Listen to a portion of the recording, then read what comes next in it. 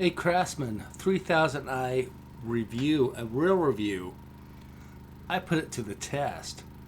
I tested on my camper, on my AC. I tested using power tools. I have a home project that I need to do, and I do it only with the Craftsman 3000i generator and see how it performs. And I show you the best way to break in your generator. So yeah, this might be a long video, but stay tuned. It'll be worth it. I did a lot of research on generators before I bought mine. My main concerns were, is it quiet? Can it run my AC in my camper? And is it fairly priced? The Craftsman generator met all my needs, so I went ahead and got it. And this is my review and setup of it. Alright, won't do an opening one. Comes with SAE 30 4-cycle small engine oil premium funnel, screwdriver, and spark plug remover. And instructions. Well, she's a lot bigger than I pictured. It's not light by any means.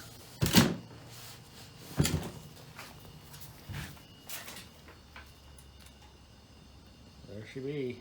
This section is how to properly break in your generator when you first buy it. This goes for all generators, no matter what the brand. But if you're not interested in that, you can go ahead and skip to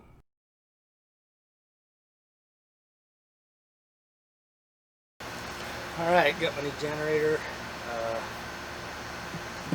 Before I start it the first time, I'm going to take the spark plug off, put some of this down in the spark plug.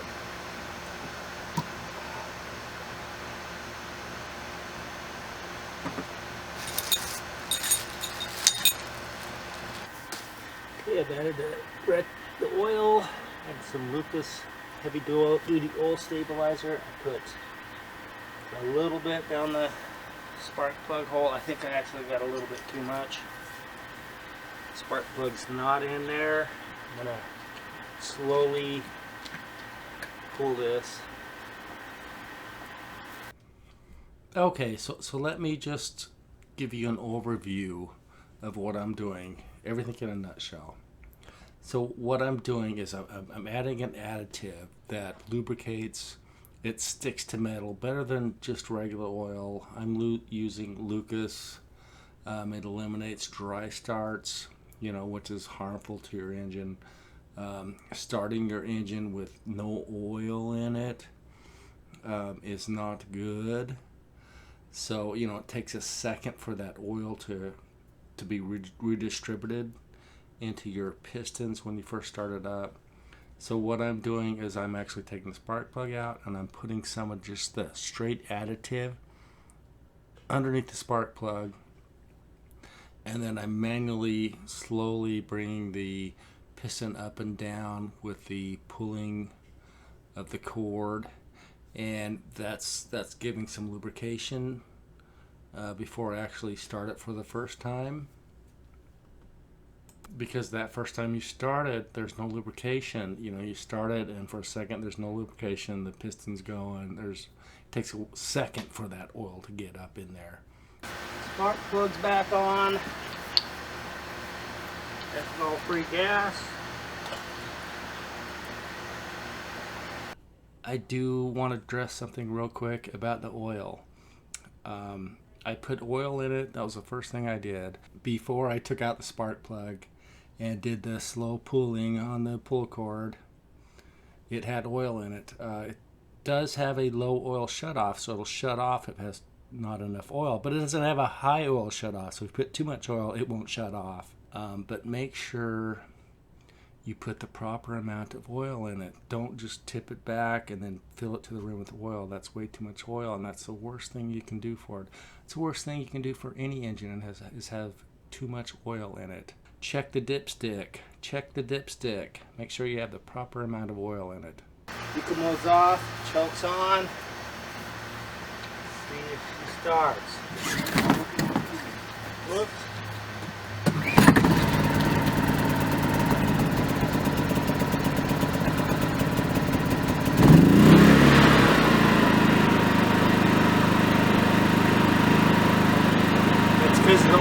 in there? Wow, serious?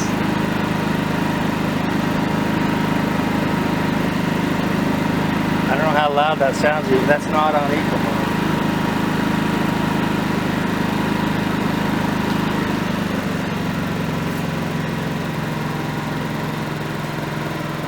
That's eco mode. Wow.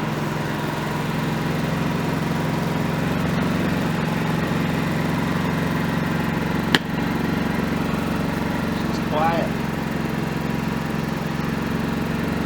Hear the AC, it's louder. My house AC unit's louder. Oh, hear me, no problem.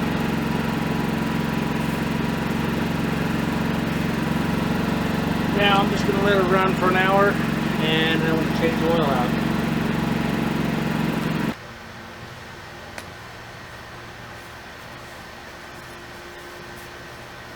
Okay, it ran for an hour. Let it cool down. I need to warm it back up to drain the oil. I'm going to go ahead and start her up.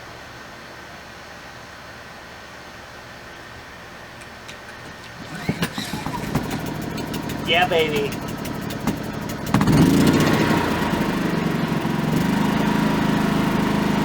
Get it warmed up. Pretty quiet.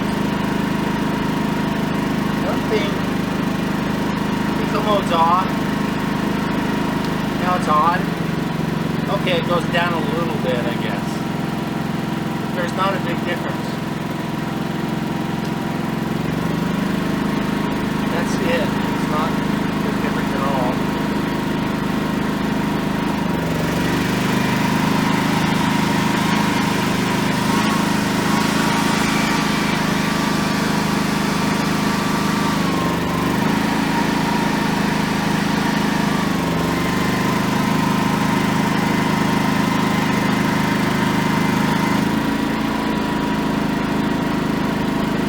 Warm this up, and we don't want it hot, we just want it warm, and then we'll change the oil. So to continue in a nutshell, I ran it for an hour under no load, and then I'm going to change the oil. I'm going to get all those metal shards out of the oil so it doesn't affect the engine at all, and then I'm going to put fresh oil with the oil additive in it. I don't know if I mentioned I put the oil additive in the oil originally, and then I'm going to run it under loads. A lot of people say, oh, you got to use a hairdryer or something and load, no load, load, no load. I decided, hey, screw that, I'm just going to use it. So I took it camping and then I used it on a project and, really broke it in good. And then I'm going to change the oil after that.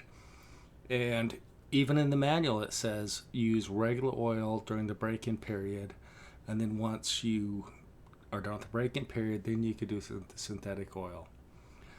In the manual it says break it in for 20 hours, but this is a little bit more in-depth break-in, and it's an expensive piece of machinery and you want to break it in right because you want it to last forever.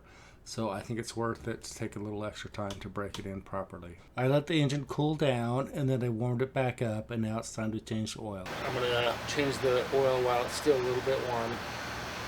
But this is about the perfect amount that fits in it. So I'm going to save this container so I know how much to put in it.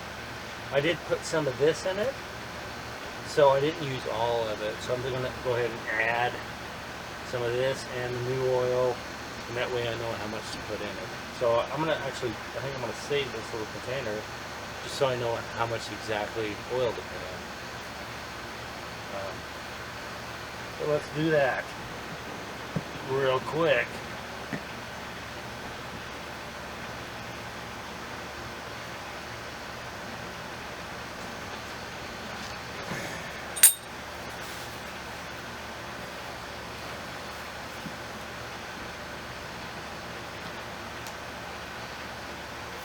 And to do that, you got to take the oil cap off.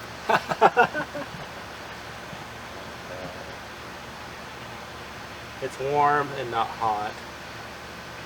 I did let it cool down and then I warmed it back up. The oil looks pretty clean actually. Let's see what we got. I do not recommend this technique to change the oil.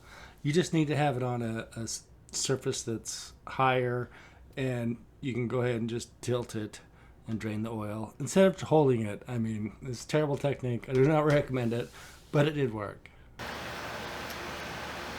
And actually, I'm going to put some more good oil in it.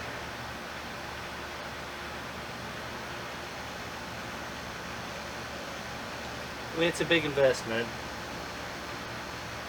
Take care of your machinery, so that's what I'm trying to do. So I got some more fresh oil. I'm just gonna go ahead and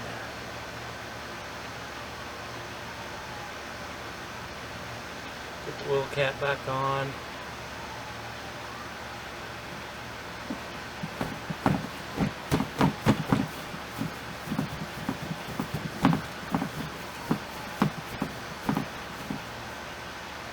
Nice, just warm, perfect.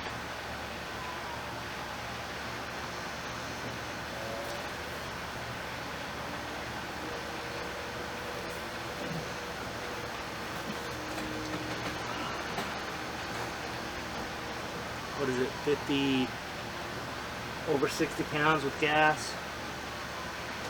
Not super light.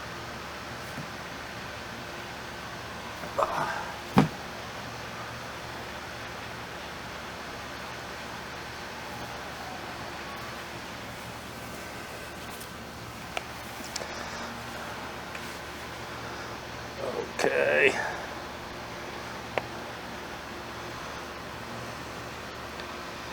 One hour. It's not as bad as I thought it was going to be.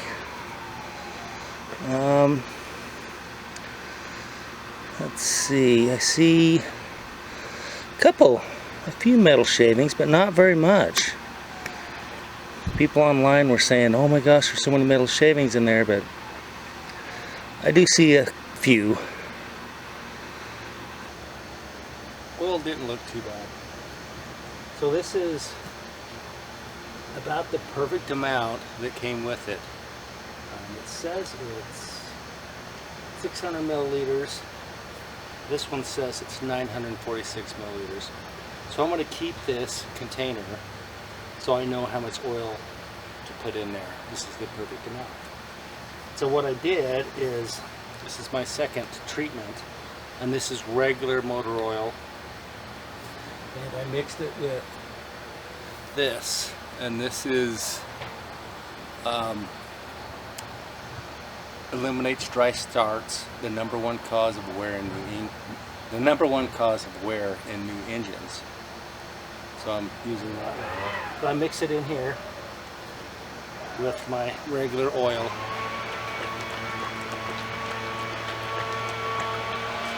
And then I'm going to fill the oil up, and I'm going to run this generator again for an hour. I'm going to put it under a load, not a load. I'm going to alternate it back and forth. And then after that, I'm going to put synthetic oil in it. Well, of course, I didn't know how much oil to put in the oil container, and I overfilled it, and then I ended up putting too much oil in my generator, and then I checked it, it was over full, so I had to pour some oil out. And the clean oil into the dirty oil actually showed some things I hadn't seen before. So I put a little bit of clean oil in there, and all of a sudden you could see more of the shavings. I don't know if you can see them, but there is some metal shavings in there. Okay, after our first oil change, we're going to run it under alternating loads. Load, no load, and we're going to really test it out now. This is the testing part of the video.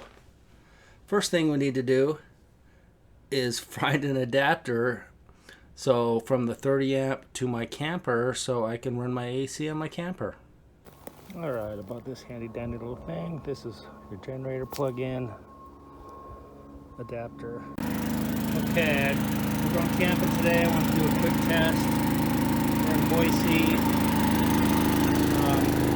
elevation about 2,700 feet. I had to buy this adapter to run my camper. Started up the AC. The AC is running right now.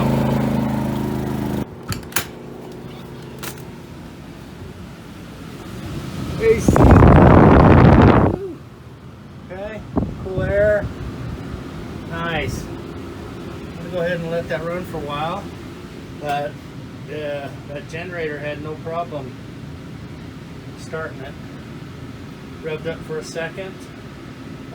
Going camping today, like I said, and I think we're going to be around 5,000 or 6,000 feet elevation, and we'll see how it starts it up there. Got my little lean-to shelter going, but I'm going to test out my air conditioner at elevation. We're about 6,000 here. Let's see if it can run it. It ran it at 2,800 elevation.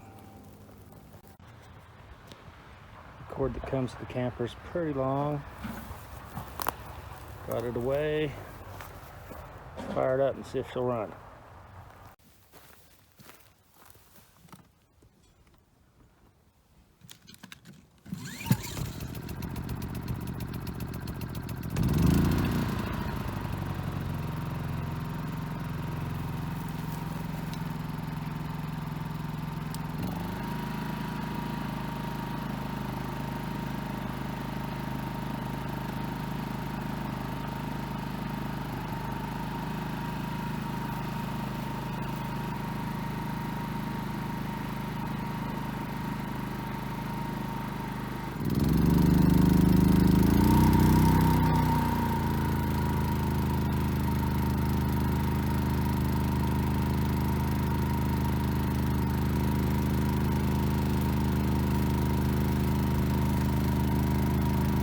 Alright, it's running the AC right now.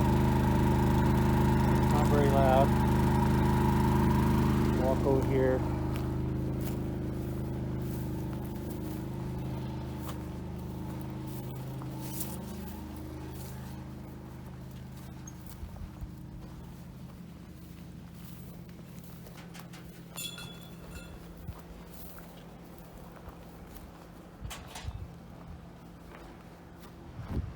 Not loud at all, the AC's louder.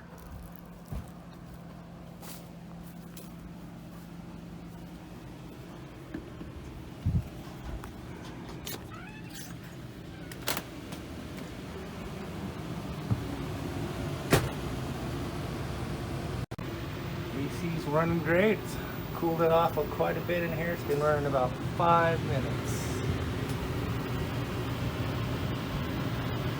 We didn't use it a lot. I love my solar panels, but we did use it to bake some potatoes in the microwave, use AC to cool it off during the heat of the day, and air up some inflatable kayaks. My buddy has a Honda 3000, and the general thing in camp was mine was quieter.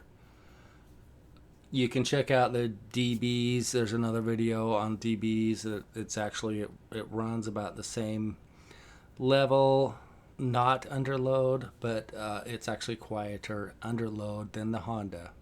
That's why I got it.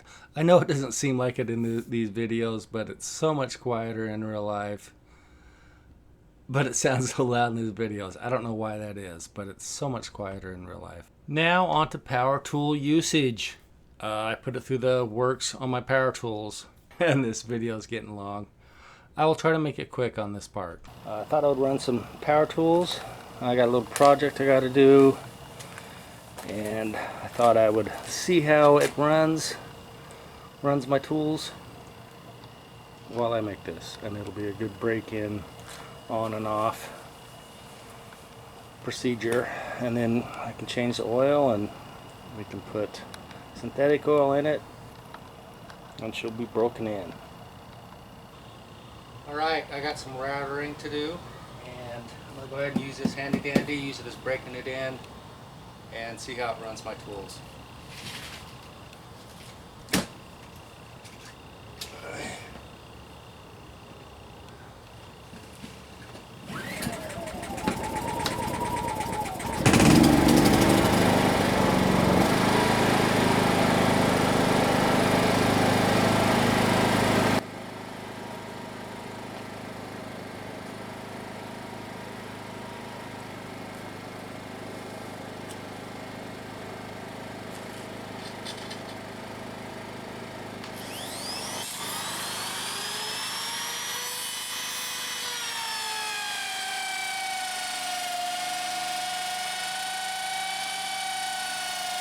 Let's router it twice. Got the first one done. The generator, no problem. And I also tried it plugged in for a little while to see if there was any tool difference use, but it seemed to work exactly the same. We're going to go ahead and router it again to the final depth we need, and we'll keep breaking this guy in. Okay, generator worked good. Now we got to sand it, so we'll see how it runs the sander.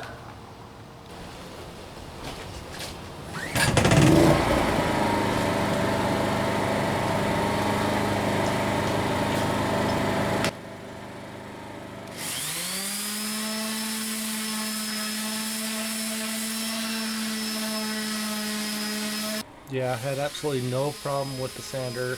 Did quite a bit of sanding, no problems. And I have to do more routering. Really giving it a good workout.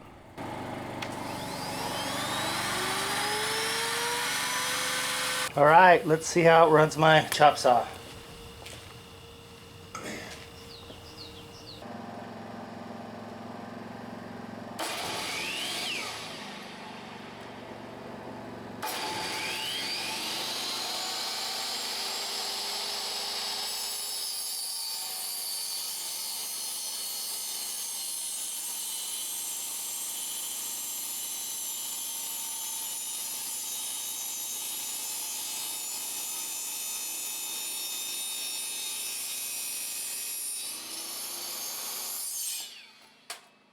Alright, that was on eco mode. Let's try eco mode off.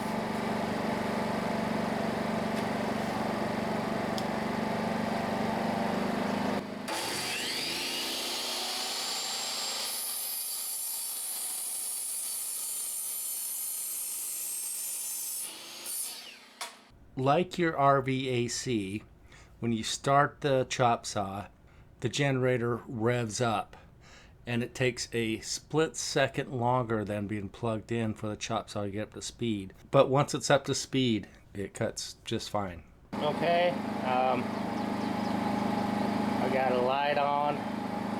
It takes a lot of power. Let's see how it works with that.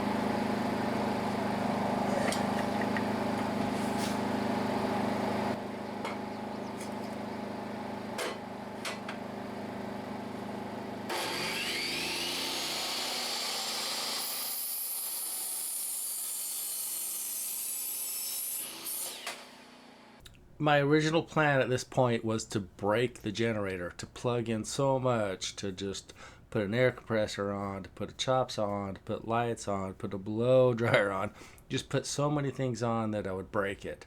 But I'm sorry guys, I don't have the time for all that. I got other stuff I got to do, so I never did do that. It took me like 5 hours to do this little project. That combined with our camping trip, I think did a really good break-in job for our second time. We did a lot of on and offs. We're going to go ahead and change oil again. My neighbor was going to let me use this, but I should have. It's a lot cleaner. But there's already oil in it, and I wanted to check out the oil. So I decided to do it the old-fashioned way. Alright, break-in oil change done. Let's take the cap off. It's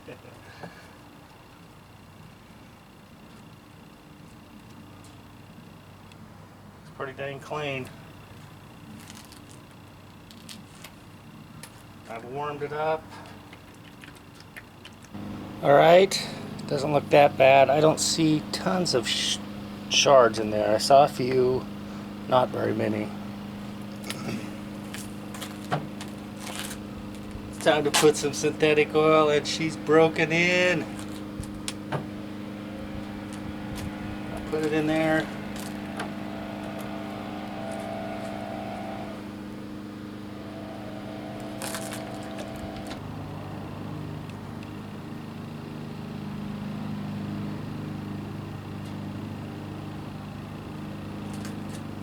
Not sure how flat this is.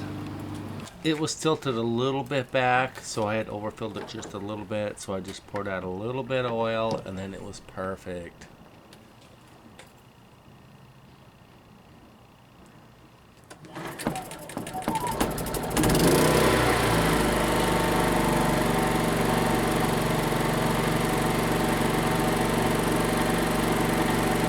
So yeah, I mean, it's not loud. I'm not speaking loud at all. The neighbors probably couldn't hear. So I guess in summary, I am ecstatic with my purchase. It's performed fantastic. It's so quiet. Even though it doesn't seem like it. It is so quiet. You wouldn't believe how quiet it was. I guess my only ditch would be I wish it had a fuel gauge on it. I mean, how hard would that be to put a fuel gauge on it? Even on the cap, you know, how much fuel's in it. I did kind of want a on-off fuel so you could turn the fuel off and then run it and it would be out of fuel.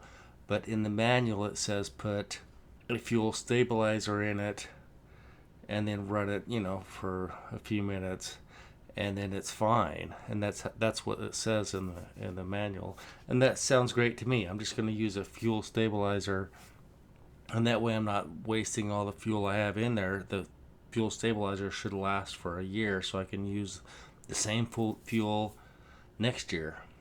Thanks for watching. I hope you guys learned something, and remember, you can do it.